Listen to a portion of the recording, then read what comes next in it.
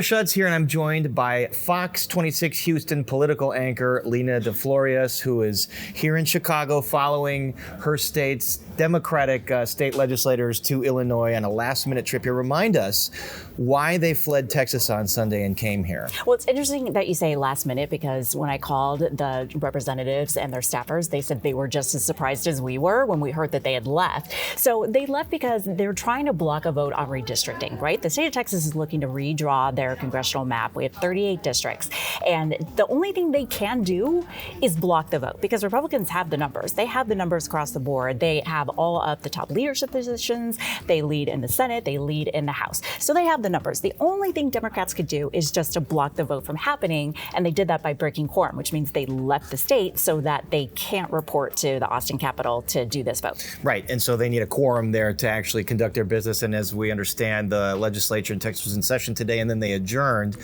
This redistricting bill, it's really unusual to have redistricting happen in like midterm. You know, it happens every 10 years after the census. So Right. Why now? Why are Texas Republicans so urgent to do this in the very middle of the 10-year redistricting? So it does happen, and there's valid reasons, right? There might be something legislative that happens, or maybe there's a grand shift that means you have to redraw your maps, right? Because you want all of the districts to be as close as possible in population. They want to get it within 1,000 people if they can.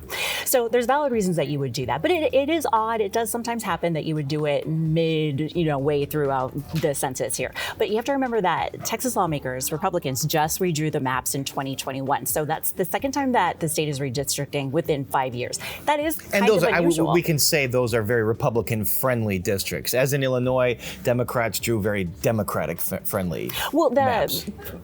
The Princeton Independent Review, right? They took a look at the maps when they redrew them in 2021. They actually gave Texas an F, saying that they were really heavily favorable towards Republicans. And now Democrats are saying that the maps are getting even worse. And remember that President Trump kind of had reached out and said, hey, if we redistrict in Texas, we think we can pick up 5 seats. So by moving, the voters around and changing the districts, it is possible that those districts would be more favorable to Republicans. And President Trump is not hiding away from this. I mean, he even today went on and said we should get those seats, and he seems to be sort of in the background kind of urging lawmakers on in Texas to do this for fear that perhaps they lose in the midterms, they lose some seats. This is a way to protect that. Democrats say, well, that's rigging the election, if you do that. Well, you would ask too, why now? So when they redrew in 2021, so in 2022, why not redraw? In 2024, why not redraw? So we saw in the House that the Republican majority got slimmer and slimmer, and now it's the slimmest it's ever been. So if their intention is to try to set themselves up for success in the midterms in 2026, they would have to do it right now, because remember, there's a due date for these maps. That's coming up in mid-December. It's so interesting because Texas's population, I know, has changed. They're gaining population. Governor Abbott has threatened to have them arrested. He's threatened to vacate their position, say, well, you know what? You're just not even going to be in this job anymore, and I'm going to pick replacements, even if you were voted in by the voters, but you're abdicating your duty. Does he have the power to actually do that? So logistically, let's think about that. That would be a lot of work, because you would have to have special elections for all of those districts. And we still have an open seat in District 18 because the lawmaker passed away. And so we're having a special election in November to fill that seat. That's several months where the District 18 is open and unrepresented. So you would have to have special elections for all of the Democratic positions, right, for those districts. Now, do they have the power, the troopers, to come to Chicago, come to Boston, come to New York and arrest people? No, they don't really. I mean, there's specific circumstances where they could, but this doesn't seem to reach that level. But also you have to remember that these are civil arrest warrants. So it doesn't mean that there's a crime committed or that you would be put in handcuffs, because you haven't technically broken a law. But basically it's a notice to appear, right? Mm-hmm. If they put out this civil warrant, it means like, we really want you here and you need to be here, or we're not going to cuff you and throw you in a car and drag you. Right, because that would be a criminal arrest, and, right. And there's no criminal law that's been broken. All right, so what's your best guess as to what's next now? I mean, the Texas representatives have had a press conference since they've been here every day, Sunday, Monday, Tuesday, today. What happens tomorrow? What happens the rest of the week?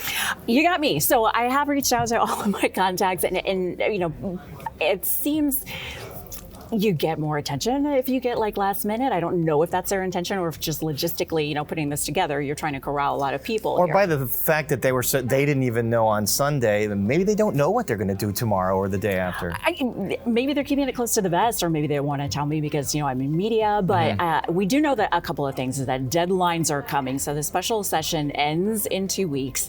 If the Democrats can wait it out, then the session is over, which means that everything that the Senate has passed in the House is then dead for the session. They have to kind of restart again. But the governor has the right to call them back again and again and again until they get this passed. And it does seem to be the priority because over the last 2 weeks of the session, this is the one thing that they've been talking about. There are a lot of items on the agenda, but this is the one thing they've been focused on. They've had 8 committee meetings, I think, focused on redistricting. Then also, again, mid-December is when the map is due. So Democrats, are they willing to wait it out that long? For 6 months? I mean, that Well, yeah. Then you're talking about like at $500 a day, you're talking serious money, $65,000 in fines for each lawmaker, and there's limits on where that money can come from too. So interesting. But so far they've been appealing to people to donate. Is that, and Governor Abbott said that that's bribery, it's illegal.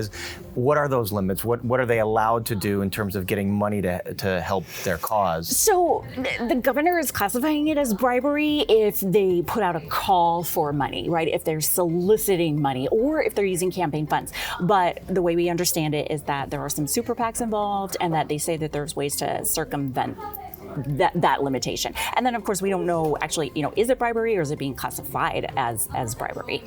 All right, Lina deFlorias, Fox 26 Houston. A lot to follow here. Welcome to Chicago. Thanks. Glad to have you. I know this was not on your plan when the week started, but it's very dramatic. It's very a lot of drama. Yeah. In a time where usually the summer, everyone's like kind of on vacation and there's not a lot to cover, but yeah, we've got our hands full now. All right, thanks very much.